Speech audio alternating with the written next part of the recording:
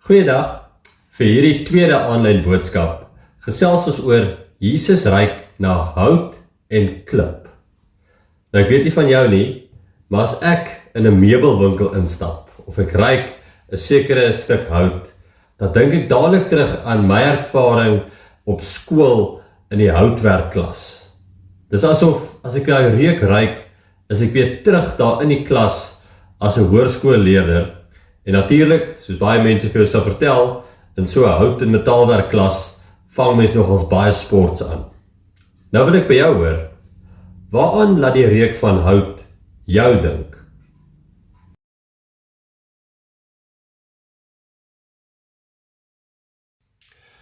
Klip en hout dra 'n stil getuienis van hoe dit oor jare en jare gevorm is. In sekere kulture sit mense klippe op grafte eerder as blomme. Wanneer ons dink aan wie Jesus was, aan sy lewe tussen klip en hout, dan weet ons bitter min van Jesus af. Ons weet bitter min van hom af oor wat hy gedoen het voor sy openbare bediening. Byvoorbeeld, wat weet ons van Jesus se kinderjare? Daar's een verhaal van toe hy 12 was, maar wat van die res? Wat het hy gedoen? Saam met wie het hy uitgehang? Wat was sy belangstellings? In Matteus 13 vers 55 vra die mense vir Jesus, is hy dan nie die timmerman se seun nie? In Markus 6 vers 3, is hy dan nie 'n timmerman, die seun van Maria nie? Die boodskap vertaling vertaal dit, is hy nie 'n eenvoudige houtwerker nie?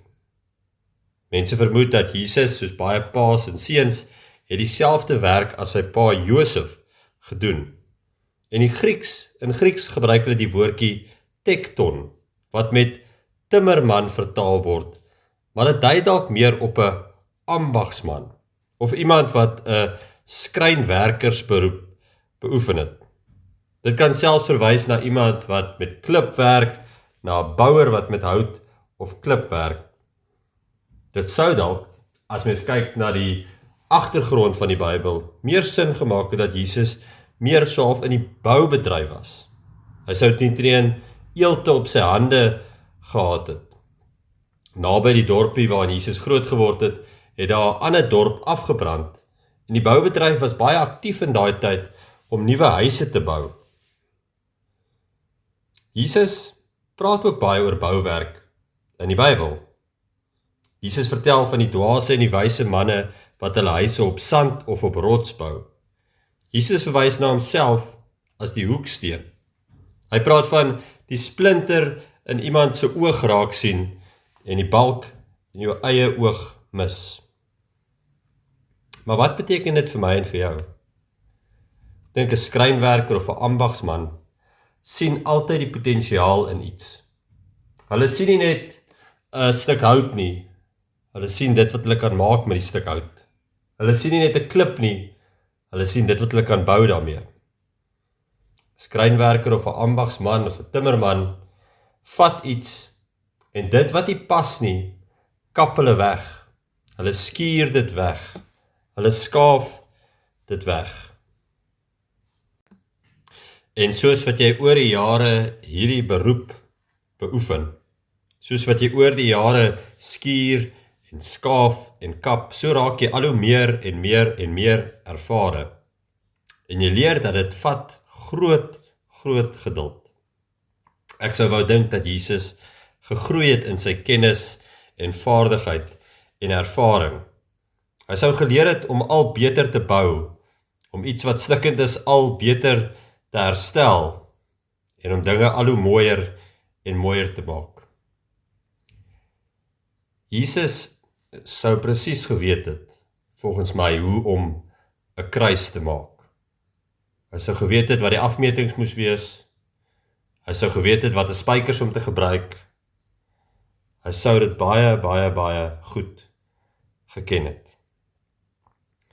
Jesus ryk na hout en klip.